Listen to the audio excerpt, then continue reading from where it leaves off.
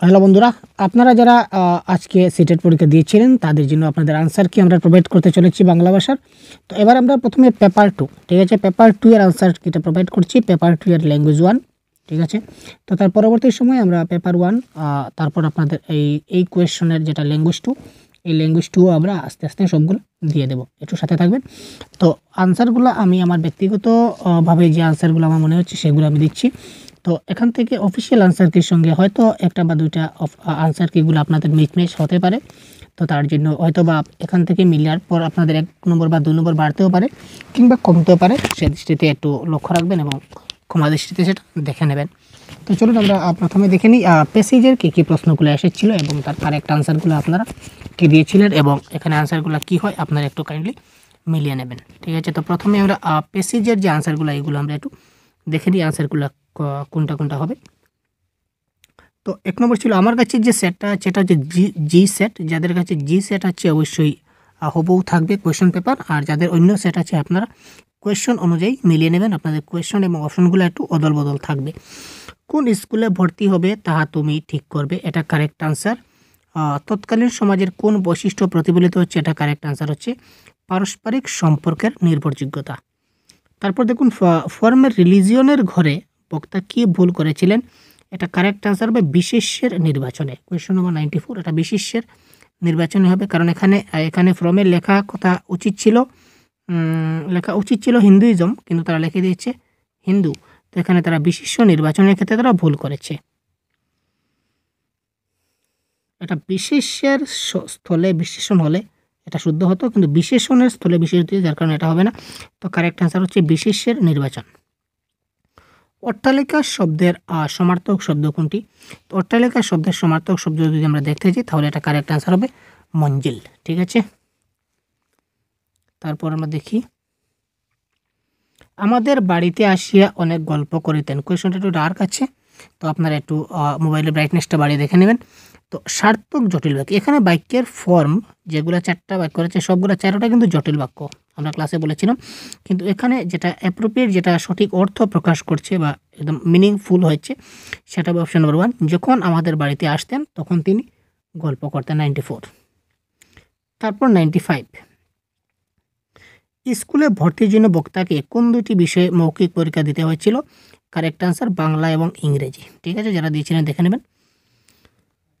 Headmaster মশাই ভর্তির দিনেই আমাদের প্রসঙ্গত একটু ইংরেজি শিখাইলেন, এটা তিনি প্রথম দিন একটু ইংরেজি শিখাই দিলেন, ক্লাসটা অতিরিক্ত করলেন এবং ছাত্ররা এটা কী করলো, ভয় পেয়ে গেল। এখানে ছাত্ররা একটু ডরিয়ে গেল এবং এখানে পেজে দেখেছিলাম যে ওরা ক্লাস 6-এ ভর্তি হওয়ার জন্য এসেছিল, কিন্তু উনি তাদেরকে ক্লাস 4-এ অ্যাডমিশন দিলেন, যেটা ওনার করা উচিত হয়নি। সুতরাং এটা কারেক্ট আনসার হবে অপশন নম্বর 96-এর অনভিপ্রেত, ঠিক আছে।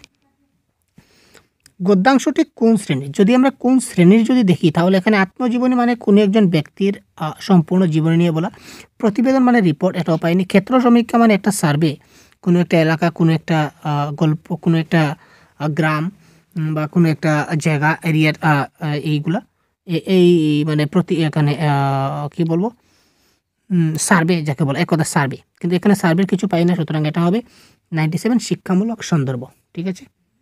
97 গেল, 97-এর শিক্ষামূলক সন্দর্ভ।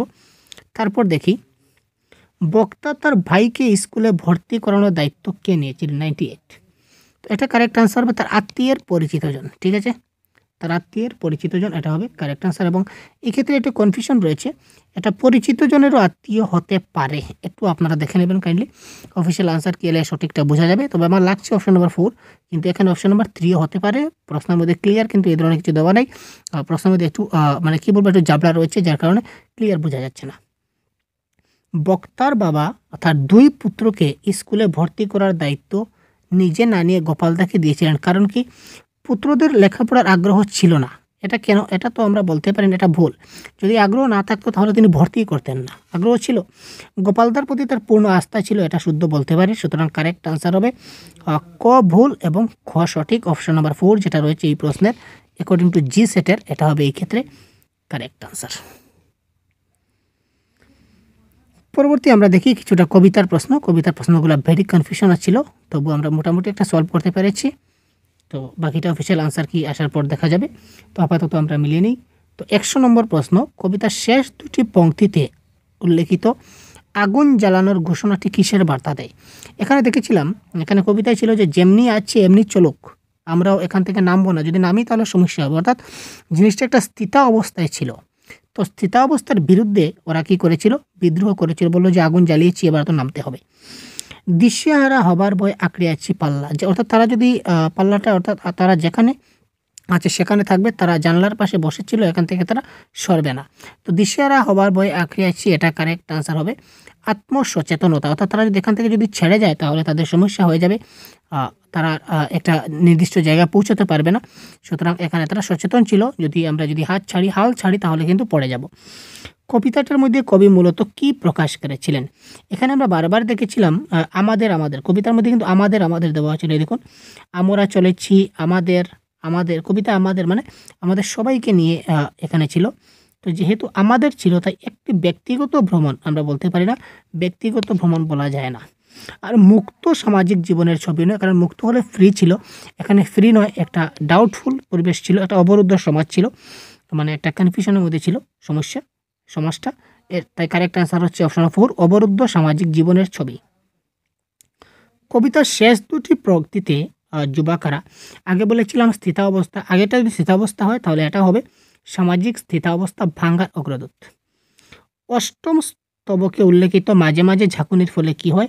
প্রশ্নে ডাইরেক্ট লেখা আছে অষ্টম স্তবকে যে মাঝে মাঝে ঝাঁকুনি দিলে কি হয়? স্বপ্ন আভাসগুলো নষ্ট হয়ে যায়, স্বপ্নগুলো সব মুছে যায়। ঠিক আছে, স্বপ্ন এবং বাস্তবের এগুলো মুছে যায়। তো কারেক্ট আনসার হবে স্বপ্ন বাস্তবতার ঘোরটা কেটে যায়, এটা হবে কারেক্ট আনসার। একটা সুরঙ্গের মধ্য দিয়ে চলেছি চলেছি আমাদের মন্থর যান, এই মন্থর যান, এখানে কিংবা শব্দটির দরকার হলো কারণ কি? এই চলায় আমাদের কোনো ভূমিকা নাই, এই চলায় অগ্রগতি নাই।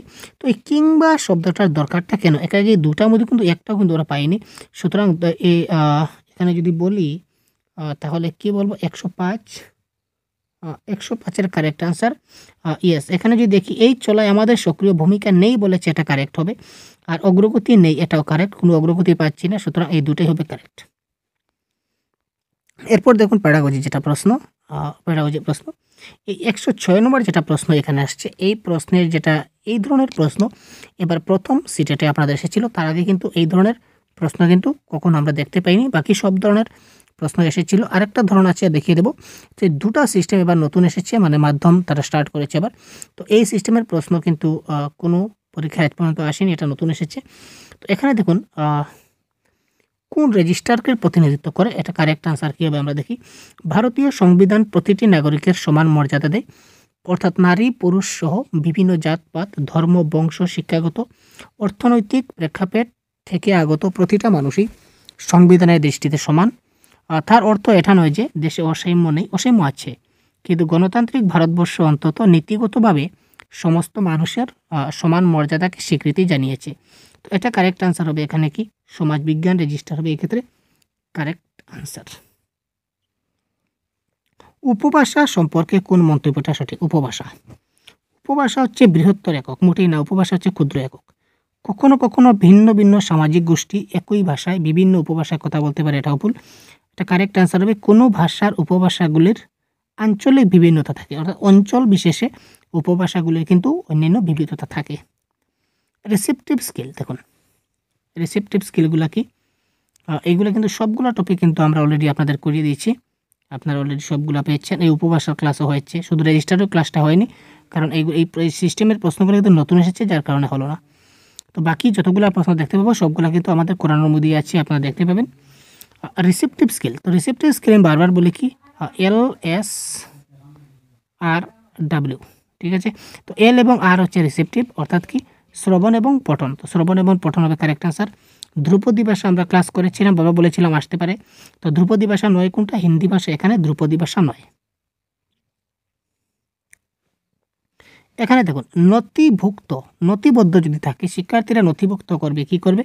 পোর্টফোলিও, এটা কারেক্ট আনসার পোর্টফোলিও। তো পোর্টফোলিও অ্যানেকডোটাল রেকর্ড সবগুলো ক্লাস হয়েছিল। এখানে দেখুন নিচের কর্মভারটি ইন্টিগ্রেটেড দক্ষতার পোষকতা করে। এখানে ইন্টিগ্রেটেড মানে প্রজেক্ট ওয়ার্ক মানে সবাই মিলে, তোমরা সবাই মিলে একটা প্রজেক্ট ওয়ার্কে, ইন্টিগ্রেটেড মানে সবাই মিলে কাজ করবে, ঠিক আছে।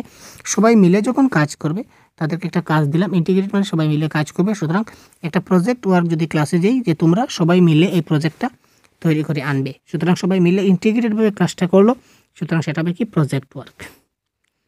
আচ্ছা, মরুভূমি সেখানকার আবহাওয়া সম্বন্ধে 5টা বাক্য বল। আচ্ছা, মরুভূমি সম্বন্ধে একটা কারেক্ট আনসার হতে পারে ভালো টাস্ক। কারণ আমরা যদি আমাদের ইবিএস দেখি তো আমাদের ইবিএসে কিন্তু মরুভূমি সম্বন্ধে কারেক্ট আনসার আছে। তো ভূগোল, মরুভূমি কিন্তু ভূগোলে আমাদের আছে। তো এখানে কারেক্ট আনসার হচ্ছে ভালো টাস্ক, কারণ শিশুরা অবশ্যই ভূগোল পড়ার সময় মরুভূমি সম্পর্কে জেনেছে এবং সে সম্পর্কে বলার ইনপুট পেয়েছে। এবং সিবিএসসির যেগুলো বই আছে সেগুলো মোটামুটি আমি বেশি স্টাডি করিনি, ইবিএসটা, বাকি সব সাবজেক্ট স্টাডি করেছি। তো ইবিএসে সেই ডিজার্ট চ্যাপ্টারটা আছে কি না নেই সেটা ঠিক আমার জানা নেই। যদি সিবিএসসির বইতে যদি না থাকে তাহলে ওরা কিন্তু সিবিএসসির বইতে কিন্তু কারেক্ট আনসার ঠিক করবে। যদি থাকে তাহলে এটা কারেক্ট আনসার হবে, ভালো টাস্ক নয়, কারণ কোনো শিক্ষার্থী মরুভূমি বিষয় নাও জানতে পারে। কিন্তু আমার লাগছে কারেক্ট আনসার এখানে 3 হওয়াটা উচিত। আচ্ছা, ভাষা শিখনে যদি দেখি সিস্টেমেটিক কম্পিটেন্স, তো শিক্ষক 113 কারেক্ট আনসার এখানে কি হতে পারে 113। তো এটা কারেক্ট আনসার হবে ভাষা একটি প্রণালী হিসেবে কাজ করে, তা অনুধাবন করা এবং প্রয়োগ করা, এটা হবে কারেক্ট। 6ষ্ঠ শ্রেণীর শিক্ষিকা পাঠ্য বিষয়ের সঙ্গে শিক্ষার্থীদের পূর্বজ্ঞান এবং অভিজ্ঞতার সংযোগ ঘটানোর জন্য অনুশীলন করান, কিন্তু কোনো গল্প পড়ানোর আগে তিনি শিক্ষার্থীদের সেই গল্পের ছবিগুলি দেখান। বারবার ক্লাসের সময় বলা হয় যে আমরা পাঠ পড়ার আগে আমরা কী করি, পাঠের আগে কী করি, তাদের পূর্ব অনুমানগুলো করতে আমরা কী করি, বিভিন্ন গল্প বলতে পারি, বিভিন্ন সম্বন্ধে গল্প বলি, এই রিলেটিভ যেগুলো গল্প আছে অনেকগুলো তার সঙ্গে গল্পগুজব করতে থাকি, বা বিভিন্ন ছবি তাকে দেখাতে পারি, যাতে এই পাঠ্য কী পড়াচ্ছে এই বিষয়ে তার পূর্ব অনুমান সে করতে পারে। জাতীয় শিক্ষানীতি হিসাবে নিচের কোনটা সঠিক নয়?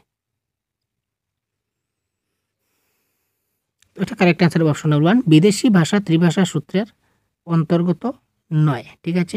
কারণ ত্রিভাষা নীতির মধ্যে কিন্তু আমাদের ইংলিশটা কিন্তু ত্রিভাষা নীতিতে রয়েছে, এবং ইংলিশটা হচ্ছে একটা বিদেশি ভাষা বা ফরেন ল্যাঙ্গুয়েজ আমরা জানি।